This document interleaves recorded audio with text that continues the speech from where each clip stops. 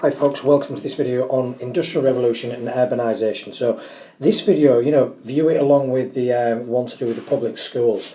What this aspect of the course is looking at, how did opportunities for working class people in the 19th century increase for sport, right?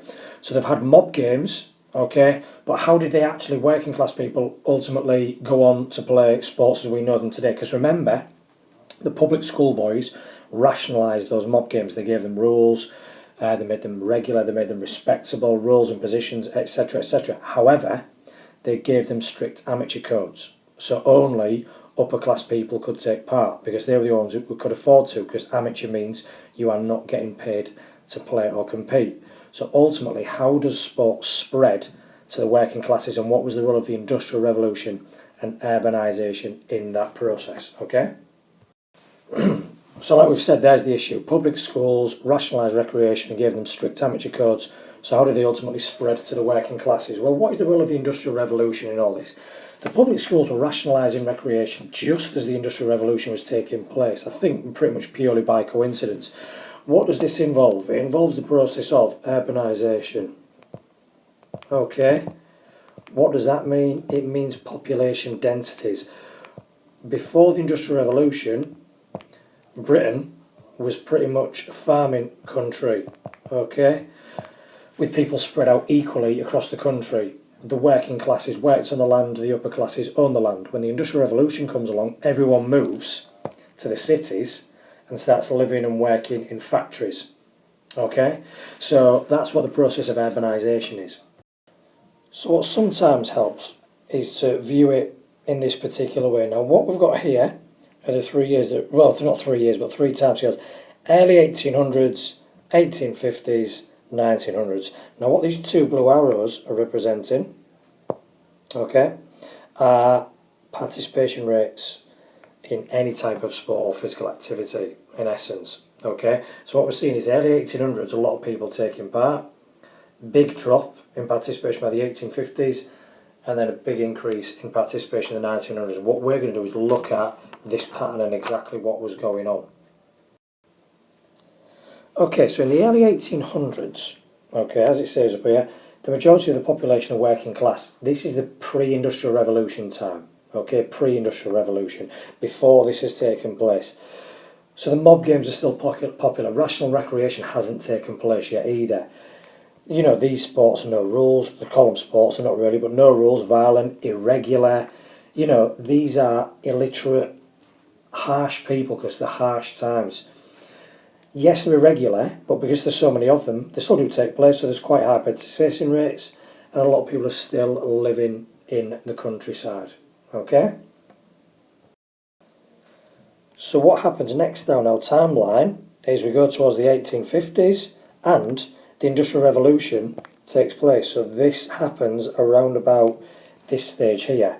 Now, why does this initially reduce the level of participation in mob games and in sports and activities in general in this country?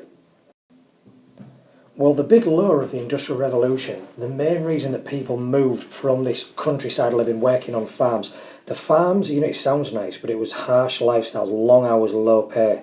To move into the city to get a job in a factory, okay, it must be better. Initially it wasn't. It was still low pay and it was still long hours, so your opportunity to do physical activity hasn't improved. But here's the big one.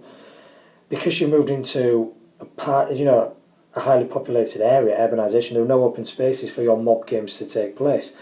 There are no equipment or facilities. There's factories and housing. That is it. Also, as we've mentioned, at the same time, what's happening around this time is rational recreation is occurring. This is where the sports are being developed by the upper classes. Now, here's the key thing. I'll just quickly get my pen out. By the upper classes. For the upper classes. Now, these sports are being given a strict amateur code, i.e. no payment for play.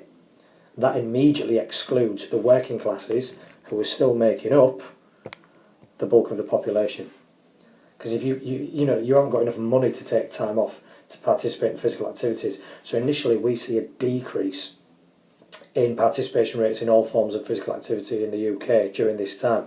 So why then do we then see this increase? Why does the opportunities for participation in mass spectator sport take place? Well, let's have a look at that to complete this timeline. Well, here are some of the reasons. Let's just tackle them one at a time. I know it looks a lot, but it's good. It's good for when you put answers down on the mark scheme. Why do we see an increase over these 50 years up until the 1900s?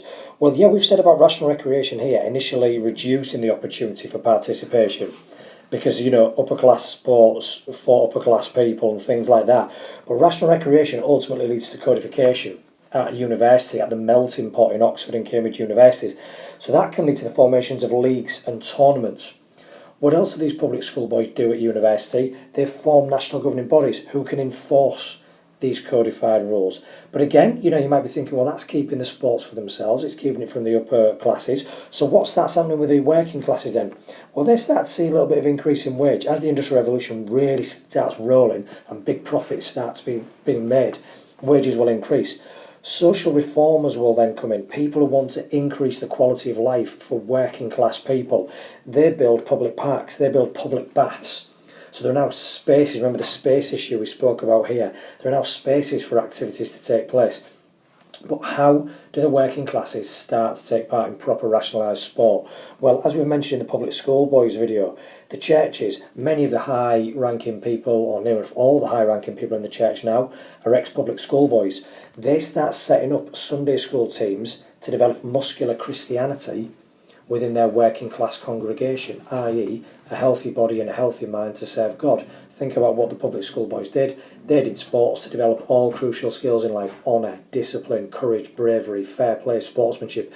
They're all the values of being a Christian, so they wanted to teach those values to their working class congregation through sport. Industrialists, people who who were ex-public school boys who now run these industries, very rich people who run these big companies, they set up works teams in order to improve the fitness and the productivity of their working class workforce. Also, laws are brought in such as the half-day Saturday finish, which we still see today. What do most football fixtures do? They kick off at 3 p.m. on a Saturday, as they always have done. Give your workforce a chance to clock off at 12, get home, get the kit, and then play football. 3 o'clock kick-off. As a result of the Industrial Revolution as well, we developed better transport, which is initially for products that we're making, but we can also transport people, teams, clubs, spectators. We can actually get this idea of sport really, really rolling now, okay? There are just a few others as well. As we move into the Industrial Revolution, technology develops, as a lot of things do. We now start to get things like the printed press, the media. People are still largely illiterate, but literacy has improved.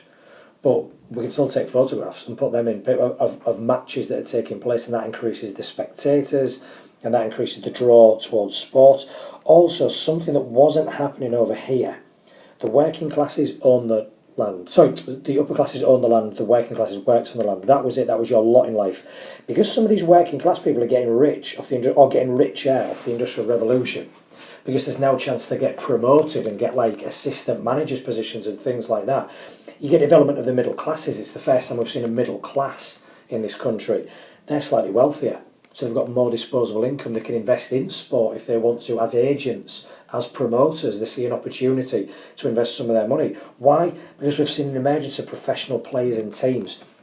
Remember what's happening, okay? You might have one factory here taking on that factory there, okay? They both might manufacture steel or something like that, okay, or steel products. They start playing each other each week, each Saturday at 3 o'clock for a football game. And what happens is it starts to draw large crowds because there's no other form of entertainment really at that time.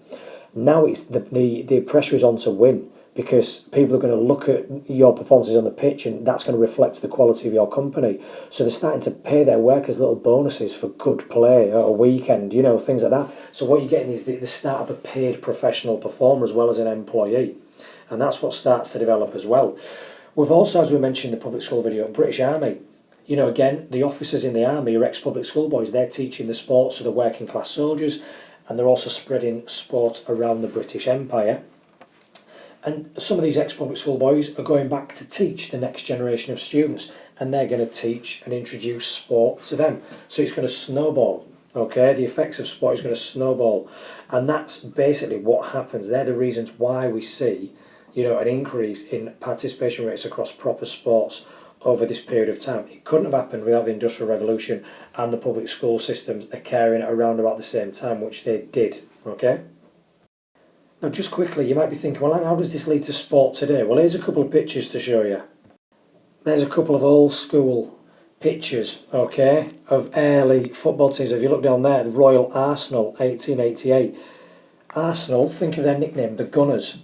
They are a former weapons manufacturer factory football team. So they're an example, okay, of a works team being set up, okay. This team here, a St. Domingo's Roman Catholic Sunday school team, okay. They went on to become Everton Football Club.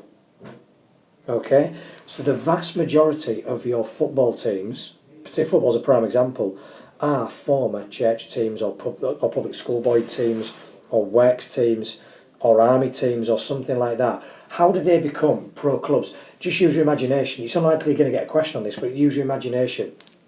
These boys here who are playing for the Royal Arsenal factory start drawing in a bit of a crowd. They start taking on other factory teams from the locality. So they start playing some of their best players a bit of a bonus for good performances to increase the crowds coming in. You then start charging these crowds, okay, a little entrance fee to come and watch the game on a Saturday, and suddenly you've got another business. You've got a factory and you've got a football team.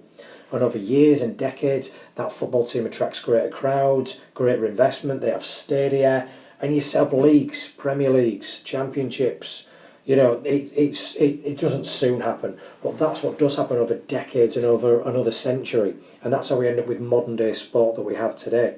So hopefully you found this video useful, folks. As I said, watch this one alongside or with the one on public school rationalisation of sport and the spread of sport globally, and hopefully it'll start to make a lot of sense to you. Good luck with it all.